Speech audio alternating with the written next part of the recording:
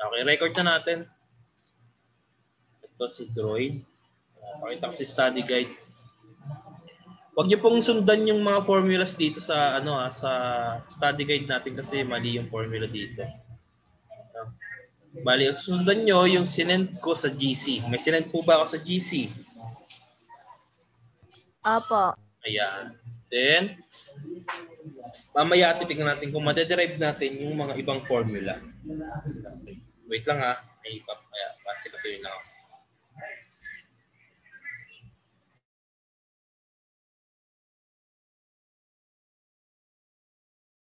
Okay. Yan, okay. Bali, pakita ko sa study guide. Ayan. Pakibasa po, Kenyano, yung trade discount. Trade discount are reduction from list price. It is typically offered between manufacturer and wholesaler or between wholesaler and retailer. A list price is the suggested price of an item which was set by the manufacturer or supplier. Another significant term is net price. It is the amount a business actually pays for the merchandise after the discount has been subtracted. The succeeding formulas will be useful to solve the trade discount problems.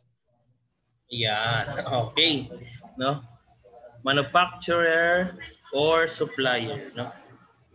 Yan. Bali, applicable tong trade discount kapag wholesale natin binibili or ibinibenta yung isang product. No? Bali, ino-offer yan ng mga manufacturer or company, no, para mas mabili agad yung kanilang mga product, no.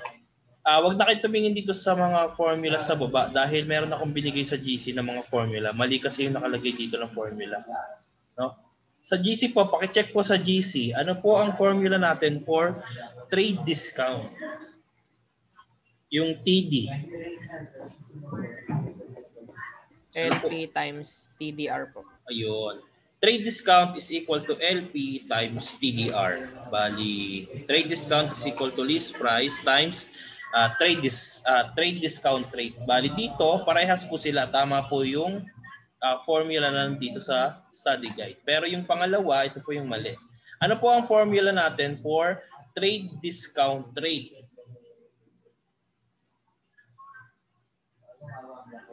Trade discount rate. Sa GC po.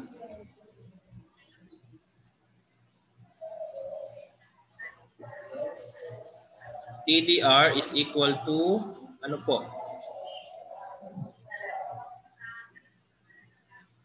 Meron po ba nakakaalam? Sa GC po, nasa GC. Hello? Trade discount over list price times 100. Yan, okay. Plus dito, percent. Okay. Ito kasi dito nakalagay dito na nabaliktad. Bali, si trade discount dapat nandun sa loob, then si trade discount rate nasa labas. Bali, ang ginawa ko, inayos ko yung, ayun nga, sinend ko sa GC. Bali, trade discount rate or TDR is equal to trade discount or TD over list price or LP times 100. Then, mag-add tayo ng percent sign. Then, list price natin is equal to invoice price over rate of invoice price. Then net price natin is the list price or minus trade discount. No? Bali, isa-isay natin. Yung trade discount, ito yung parang discount na binibigay ng mga company. No? Para madaling mabenta yung mga product nila. List price, ito yung pinaka-presyo ng product na yun. Pinaka-presyo. Discount rate, ito yung percentage. Kung ilang percent ang discount doon sa product. Ayan. Ito namang net price, ito naman yung ibinibenta na. No? Ibinibenta na yung product. For example, yung list price natin is 3,000. Yung list price natin. Then may may discount siya na 25%. Ano ang 25% ng 3,000? Ito po ay 750. Bali, i-minus natin yung 750 doon sa 3,000. Bali, ang magiging net price natin is 2,250. No? Ganun po yung net price. Ano ang kaibahan ni net price kay invoice price? Si net price po, tawag dito, parang parehas lang sila ng invoice price. Ang pagkakaiba lang nila, si net price, dinanggal na po natin yung mga taxes tsaka yung discount, yung trade discount, yung amount ng discount natin. Sa invoice price naman po, tinanggal na natin si discount pero andun pa yung mga taxes, mga value added tax. Yan. Pero pagdating sa mga questions, kapag wala si net price, ang substitute is invoice price. Kapag wala si invoice price, ang substitute is net price. In short, parang parehas lang sila ng value. No? Okay. Example number 1 tayo para mas maintindihan. No? Tanda po natin mamaya sa number 2 and number 3 meron tayong mga typo. Mga typographical error. No? Ayan. Number 1, Basar, Achibara, pakibasa. Number 1. Example number 1. Find the net price of a shirt listed at 925 pesos. The retailer is granted a 20% trade discount. Okay. Find the net price. Kapag sinabing net price, ano po ang formula ni net price?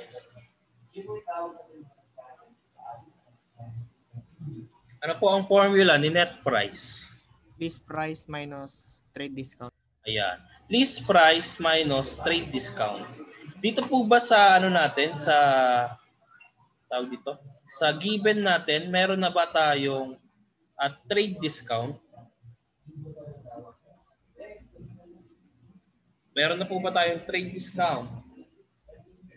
Wala pa po. Wala pa. Dahil ang given natin dyan is trade discount rate na 20%.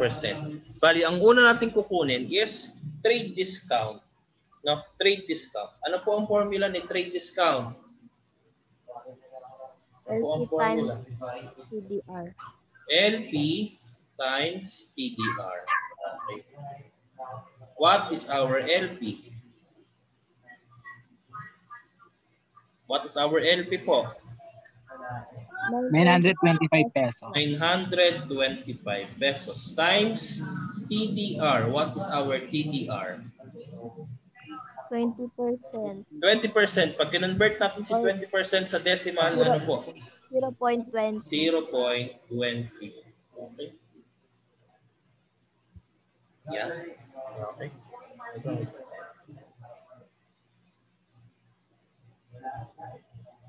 Pakita ko pakita natin si Droid para mas maintindihan natin.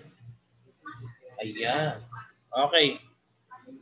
Sabi nyo, ang formula ni trade discount is list price times TDR. Then, meron tayong list price na 925 times TDR natin na 0.20. What is our trade discount? Paki-multiply po. Multiply natin. 925 times 0.20. Anong lalabas po is 185. Tama ba sa inyo? Parehas lang ba tayo? 185? Thumbs up tayo kung pare-parehas tayo. Thumbs up tayo. Yan. Okay. Next. What is our formula for net price? Kasi ang hinahanap talaga natin is net price, hindi naman si trade discount. Ano ang formula natin kay net price? LP minus TD. LP minus TD. No? Our LP is 925. Then our TD is 185. What is our net price? What is our net price? 740. 740. Ayos. 740. ating net price. Okay po, gets po natin yung number 1. Thumbs up tayo kung na-gets natin. Okay, okay. Next naman, no, nakuha na natin si trade discount, then nakuha na natin si net price. No? Sa number 2, kukunin naman natin is TDR, trade discount trade. No? Trade discount trade. Number 2, makita ko si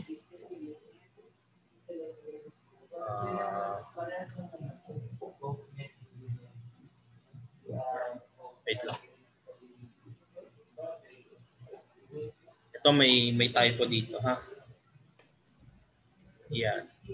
A retailer paid 991.20 less for a bill of goods amounting to, dito po sa gitna ng 2 tsaka after, yan po sa gitna ng 2 tsaka after, meron po diyang amount na 3,540. No? Bale, hindi po nasama. Less for a bills of goods amounting to 3,540 after he was allowed a trade discount by the wholesaler. Bali, ang list price natin is 3,540. Then, ang trade discount natin is 991.20. Yan. Ano po ang formula natin for trade discount rate? Ano po ang formula natin sa trade discount rate? Sige po, antayin ko po kayo. Ano po formula natin sa trade discount rate? TP over LP. TD over LP times 100. Times 100 plus percent sign. Plus percent sign. Pakita ko si Droid.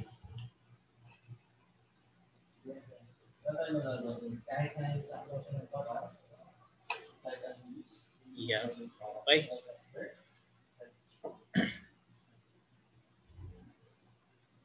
Okay.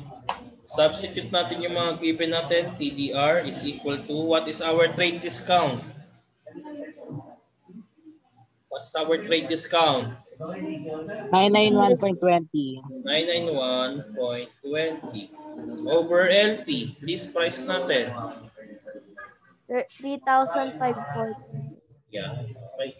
Then, multiply natin sa 100. And divide natin sa...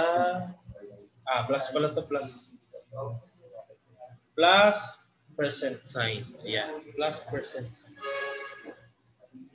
Okay. Paki-divide po, 991.20 divided by 3,500.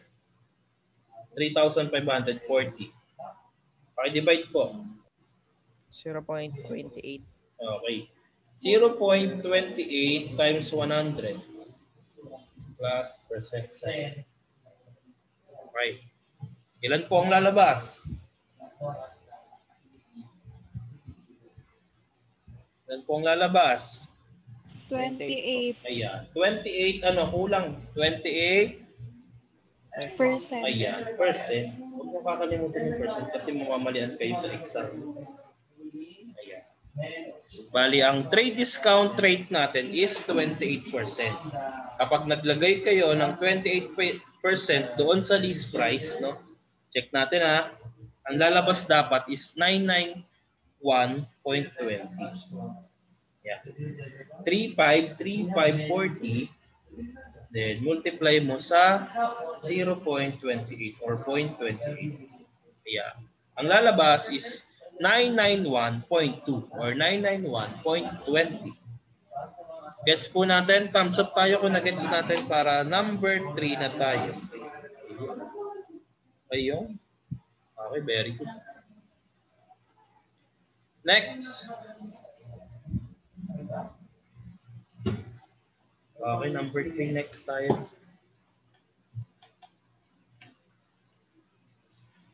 Okay, pakita ko sa study guide. Ito may typo na naman dito sa number 3.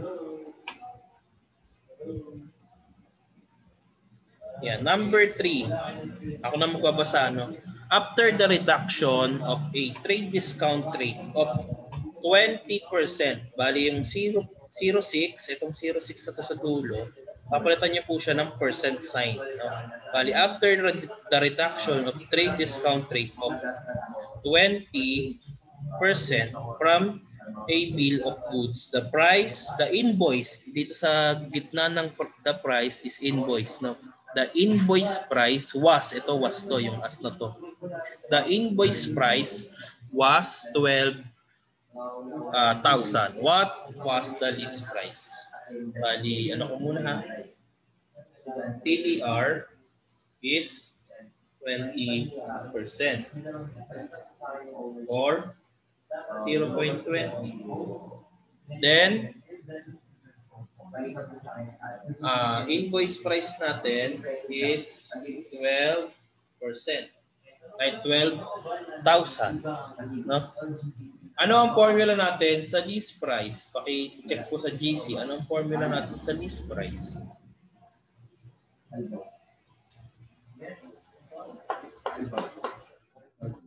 Ano ang formula natin sa list price? Ano ang formula natin sa list price?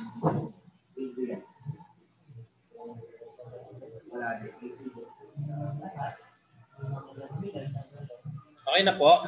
Ano pong formula natin sa list price? Ano naman? Academia.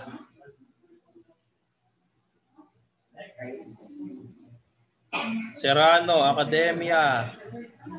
Ano, sir? Okay. IP over percent of IP, initial and tapos 100% times TD. Okay. Rate, ano to? Rate of type. Ayan. Pakita ko si Droid. Ayan.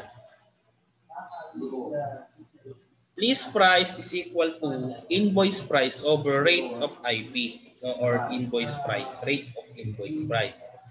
Bali ito, si IP is initial net price. Diba? Sabi ko nga kanina, si invoice price kasi is meron pang tax. Then si net price is tanggal na yung tax. Pero dahil isang topic lang naman sila, pwede silang maging parehas. No? Si invoice price tsaka si net price. Yeah. Bali, ito naman yung percent of IP, it is the difference of 100% minus TDR. LP is equal to, magkano po ang ating invoice price? Magkano po ang ating invoice price? Gas 3. 12,000 po. 12,000. Yeah. Then 100% minus 100%. Yeah, 100% minus ilan yung percent natin kanina sa TDR? 20%. Yeah, 20%. Bali, ang matitira dyan is LP is equal to 12K or 12,000 over ilang percent? 100 minus 20. 80. 80%. No? Bali, LP is equal to 12,000 over, ano po ang decimal form ng 80%? 0.80. 0.80 or 0.80. Okay. Divide po. 12,000 divided by 0.80.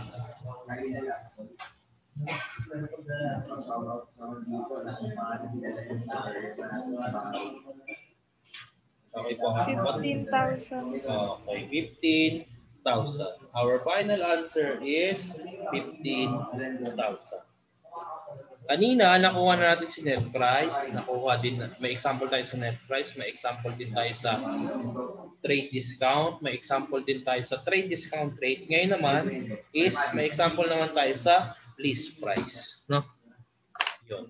Bali, yung iba, yung pagkuha ng invoice price, pagkuha ng trade discount rate kapag given yung invoice price, no? Pwede niyo i-check doon sa video natin, no? Sa video na kaka-upload ko lang, no? Bali andun yung ibang example. Yan, stop ko muna to.